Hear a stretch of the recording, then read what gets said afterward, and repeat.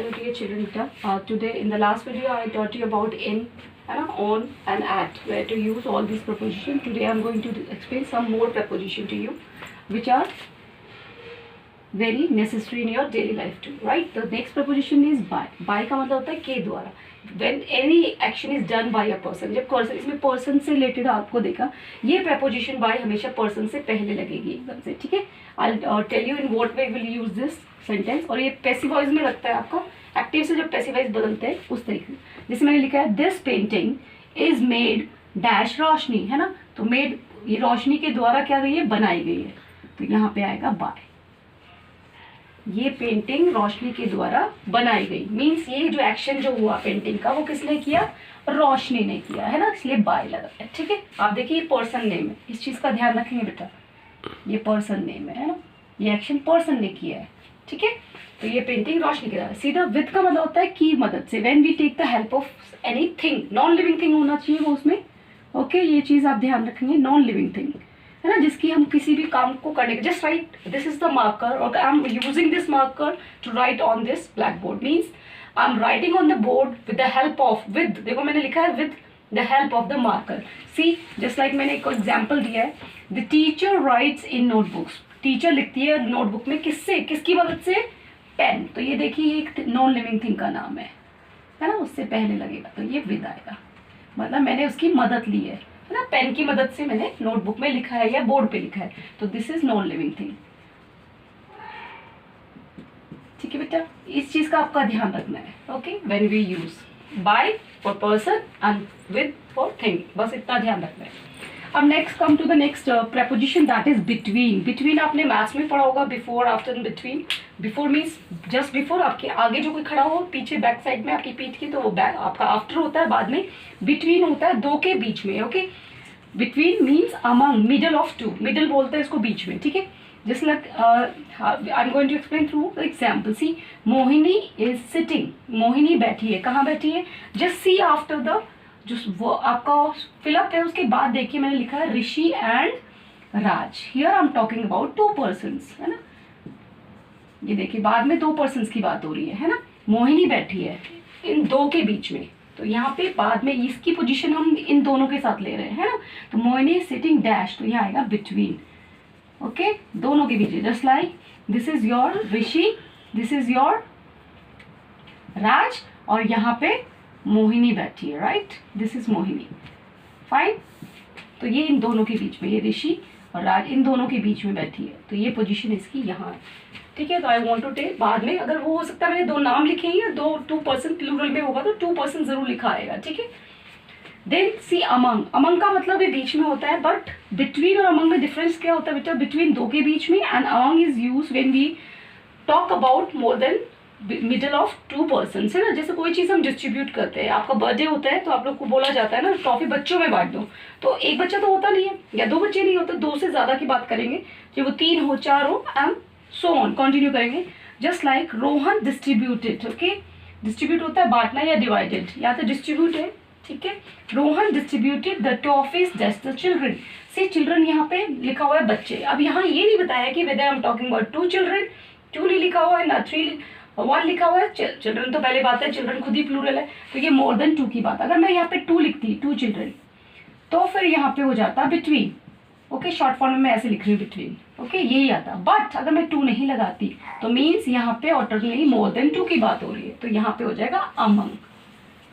ठीक है बेटा, यहाँ हो जाएगा अमंग. सी अमंग का मतलब भी बीच में है, पर यहाँ पीछे आप देखिए उसका रिलेशन बता रहे हैं, दो से ज्यादा की बात कर रहे हैं. ठीक है, मेनी चिल्ड्रन आर देयर. सी इन मैंने आपको टाइम के तरीके से बताया था, मंथ्स के लिए, है ना. इसके अलावा थिंग्स कहाँ इन और कहाँ यूज है. इन और इनटू को अगर हम साथ में यूज करते हैं, आपको मिल जाए ऑप्शंस में, तो आप कहाँ इन भरेंगे और कहाँ इनटू आप फिलअप में फिल करेंगे. In always show the things at rest, या रेस्ट का मतलब things are rest means they are not moving, they are stable. Okay, है ना, कोई भी चीज है, just like this pen, right, मैंने बोला है दिस पेन इज लाइंग, अभी तो टेबल पे रखा है, पर इन होता है अंदर. Just like I am standing in the room, मैं इस रूम में खड़ी हूँ, है ना, मैं स्टेबल. स्टैंडिंग से पता है, देखो मैंने एक्शन बोला है स्टैंड, है ना. स्टैंड आपको स्टैंड जब होता है वो हमेशा स्टेबिलिटी दिखाता है. स्टैंड में नो मूवमेंट, आपको एक्शन वर्ब से पता चल जाएगा कि उसमें मूवमेंट हो रही है या नहीं हो रही है। तो स्टैंड में मूवमेंट नहीं होती है, ठीक है। सी, तो चीज़ें जो रेस्ट पे होंगी those never move all by themselves या इटसेल्फ, तो उसके लिए भी लगाते हैं, ठीक है। सी, he is dash the room and the money is the safe, right? तो he is in the room, वो रूम के अंदर है, मतलब अंदर बैठा है, रूम के अंदर है, स्टेबल है, whether he is sitting on a sofa or on a bed, जहाँ पे भी है। और जो मनी पैसा है वो देखो पैसा चलता नहीं है, वो एक जगह स्टेबल रहता है पर अंदर है उसके, ठीक है ना। सेफ यहाँ पे तिजोरी की बात, सेफ में सुरक्षित भी होता है या सेफ है तिजोरी, जिसको हम बोल सकते हैं आपका लॉकर, ठीक है, इज इन द सेफ। अब देखिए बिकॉज पर्सन है वो भी रूम में स्टेबल है विद इन द रूम, और मनी है वो सेफ, आपकी कोई भी तिजोरी की छुट्टी है वहाँ पे रखा है मनी, ठीक है ना। तो मनी यहाँ रखा है तो ये ऑलमोस्टली स्टेबल है ना, थिंग्स आर रेस्ट, तो उसके लिए मूवमेंट नहीं शो करता है। Apart from that into shows the movement, इनमें चीज़ें रेस्ट भी होती है, means doesn't move, into shows the movement with in something, कोई भी चीज़ होती है उसमें हम मूवमेंट शो करते हैं, जस्ट लाइक वो वर्ब से, जैसे as I told you stand movement नहीं दिखाता, बट कुछ एक्शन वर्ब होते हैं। स्विम, अगर आप स्विमिंग करेंगे तो आप देखिए आप उसमें आप एक जगह से दूसरी जगह मीन्स चेंज ऑफ प्लेस जरूर होता है ना।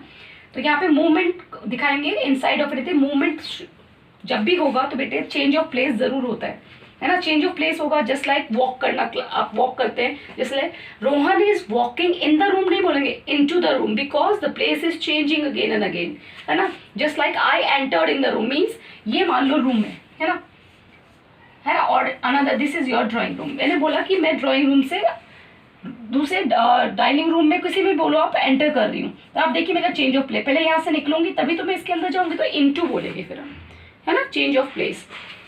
तो यहाँ देखिएगा सर, मैंने दो तरीके से लिखा है, दो एग्जाम्पल है। सरिता जंप्ड, अब देखिए जो एक्शन वर्ड है, जंप जब करेंगे, है ना, मान लो एक फ्रॉग है, I tell you here, okay, this is your well, okay, ये आपका वेल है, कुआं है, ओके, and a frog is sitting here, just बिल्कुल बाहर बैठा है एक फ्रॉग। जैसे वो जंप करेगा और वो अंदर की तरफ जाएगा, तो आप देखिए उसका चेंज ऑफ प्लेस होगा कि नहीं होगा। फर्स्ट ही वो sitting out of the wall, sorry well, ये वेल है और ये फ्रॉग है, ठीक है।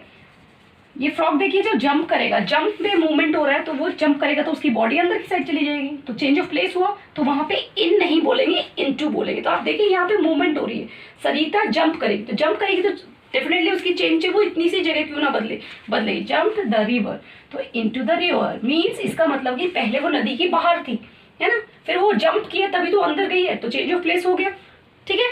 नेक्स्ट देखेंगे इसी में, fishes swim dash the water, swim करती हैं फिश, तो वाटर में एक जगह ही रहती है या फिर इधर उधर वाटर में जगह प्लेस भी चेंज होता है ना, उसका एरिया तो चेंज होता है ना। Yes, into the river, into the water, यहाँ पे इनटू मोमेंट शो कर रहा है, देखिए स्विम हमेशा मोमेंट करता है, और स्टैंड बोलेंगे तो स्टैंड में मोमेंट नहीं होगा, तो उसमें आप सिंपल सी बात है इन यूज करेंगे, ठीक है बेटा। अब देखिए next one is your since in for, since for is use in perfect continuous form of the tense, किसी का भी हो चाहे वो प्रेजेंट परफेक्ट कॉन्टिन्यूस हो, बट सिंस यूज होता है आपका for a point of time, means the time which you can find very easily, है ना, you can understand the time very easily, जो आपको कभी भी आपको बोलोगे तो वो एग्जैक्ट टाइम आपको पता चल जाएगा। And four is use for a period of time, ये पीरियड एक उसकी अवधि के बारे में बताता है कि समय कब से कब तक, है ना, तो वो फिक्स नहीं होता है, ये पॉइंट ऑफ टाइम फिक्स होता है, पीरियड ऑफ टाइम फिक्स नहीं होता है, ओके, एग्जैक्ट मतलब एग्जैक्ट टाइम नहीं पता होता है, सिंस में एग्जैक्ट टाइम पता होता है। जैसे मैंने यहाँ एग्जाम्पल दिया है, I have been teaching you, मैं आपको पढ़ा रही हूँ डैश 9 AM, देखो मैंने एक टाइम के हिसाब से लिखा है, 9 बजते हैं, आपको 9 घड़ी में देखते ही पता चल जाएगा कि 9 बजे से पढ़ा रही हूँ, तो आप पता कर लोगे कब, ठीक है। या मैंने बोला ईयर के हिसाब से बोलूंगी तो 2007, कभी भी कैलेंडर उठाओ, अभी 2020 पर आप 2007 का कैलेंडर भी आसानी से ढूंढ सकते हैं, कहीं पे भी मिल जाएगा आपको, ठीक है। और अगर मैं फ्राइडे बोलती है, एक फिक्स पॉइंट ऑफ टाइम है जो फिक्स है ना, तो ये आपको ऑलरेडी नोन है, this time is known, okay, तो इसके लिए हमेशा लगेगा सिंस। देखो मैंने बाद का टाइम सबका अलग, एक बार मैंने टाइम के हिसाब से लिखा है, ईयर के हिसाब से और डे के हिसाब से लिखा है, आपको समझाने के लिए। अगर मैं 9 AM बोलूंगी तो भी सिंस, 2007 बोलूँ या 2020 बोलूँ, कोई भी ईयर का नाम उस ईयर का नाम होना चाहिए, डे का नहीं, तो वो हमें पता चल जाएगा, तो वो आपका पॉइंट ऑफ टाइम है। Now 4 is period of time. इसी को देखो मैंने जस्ट चेंज किया थोड़ा सा, लर्निंग ओनली एक्शन में देखिए, I have been learning tables, मैं पहाड़े याद कर रही हूँ। कब से याद कर रही हूँ? अब यहाँ देखिए 4 आवर्स, 4 घंटे। कौन से 4 घंटे? सुबह के 9 AM, अगर मैं बोलूँगी 9 AM टू 12 PM, है ना। अगर मैं ऐसे बोलती हूँ 12 नून लिख लो, या फिर अभी PM नहीं बोल रही, नून लिखते हैं ना दोपहर के टाइम की, तो नून से पता है क्योंकि AM PM वहाँ पे, तो हमें एग्जैक्ट नून को हम दोपहर में नून लिखते हैं। अब देखिए 9 से और 12 के बीच में कितने घंटे होते हैं? 4 घंटे ही होते हैं, 4 घंटे। तो ये 4 घंटे हैं, बट अभी मुझे नहीं पता मैं 9 से 12 बोलूँ या हो सकता है 10 से 1 बोलूँ, है ना। अभी वो नहीं बता रखा ना टाइम। ये 4 घंटे, कौन से 4 घंटे मानूँ मैं? 8 से 12 मानूँ, सॉरी 8 से 11 मानूँ, या आपकी 9 से 12 मानूँ, या मैं कोई भी है 4 से मैं 8 मानूँ, डिपेंड करता है क्योंकि टाइम हमें नहीं पता है। तो यहाँ पे सिंस के लिए तो आपका लगा एग्जैक्ट टाइम, यहाँ पे एग्जैक्ट नहीं है। कौन से 4 घंटे नहीं पता, 24 आवर में से एग्जैक्ट टाइम नहीं पता है। चाहे मैं ईयर्स लूँ, कितने ईयर्स 2001 से काउंट करूँ, कितने 4 ईयर्स लगाऊँ या 2 ईयर्स लगाऊँ, कौन से 2 ईयर्स, या 7 डेज लगाऊँ, कौन से 7 डेज इस वीक के, उससे लास्ट वीक, क्योंकि हर वीक में 7 डेज होते हैं, राइट। तो ये आपका पीरियड ऑफ टाइम है, ठीक है। ये हमारा फिक्स नहीं होता है, इसलिए इसके लिए लगाते हैं 4। That is the minor difference between since and 4। बस ये टाइम के तरीके से यूज होता है। Now come to the next one, beside and besides. Have you seen there is a very minor difference. ये बिसाइड है और ये बिसाइड्स है, ऐसे ऐड किया है मैंने, देखो इसको हम बिसाइड कहते हैं और इसको बिसाइड्स। बिसाइड का मतलब है by the side. By the side means वो आपके लेफ्ट हैंड साइड में भी हो सकता है, राइट, और वो आपके मीन्स बगल में, है ना, बगल में वो आपका राइट हैंड साइड भी हो सकता है या लेफ्ट हैंड साइड भी हो सकता है, डिपेंड करता है, ठीक है। तो पास में जो होता है, पास में तो कोई भी डायरेक्शन में हो सकता है, बट जो बगल में बोलेंगे वो हमारा लेफ्ट या राइट साइड होता है, ठीक है। And old man was standing dash मी, एक बूढ़ा आदमी मेरे बगल में खड़ा था, तो यहाँ पे बिसाइड में आएगा।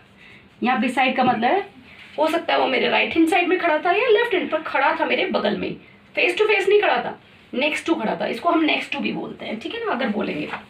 ही was standing next to me means beside, तो नेक्स्ट टू भी प्रेपोजिशन होती है जिसके साथ टू लगता है।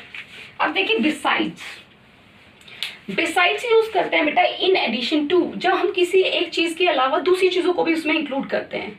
Okay, I make you to explain this thing, किस तरीके से इसको आपको समझ में आएगा। डैश दिस यानी कि इसके अलावा भी जो मैंने आपको पढ़ाया है ना, दिस को मैंने माना या दैट जो भी है। I have many other things to say, in प्रेपोजिट्स के अलावा मुझे आपको और भी चीजें बतानी है ना। ये तो बतानी है मीन्स इसके अलावा, इसके एडिशन में जो मैंने आज समझाया, इसके अलावा मुझे आपको और भी बतानी है, मीन्स इनको मिलाकर एडिशन, इनके अलावा और भी। तो यहाँ पे आ जाएगा बिसाइड्स, यानी कि ये तो पढ़ाना ही है, इसके अलावा और भी चीजें आपको बतानी है, ठीक है बेटा। That is the difference. और सिंपल आप पढ़ ही सकते हो कि फॉर अंडर कहाँ यूज होता है, ओवर कहाँ यूज होता है, below, you can get that is easily. So go through this video properly and try to understand.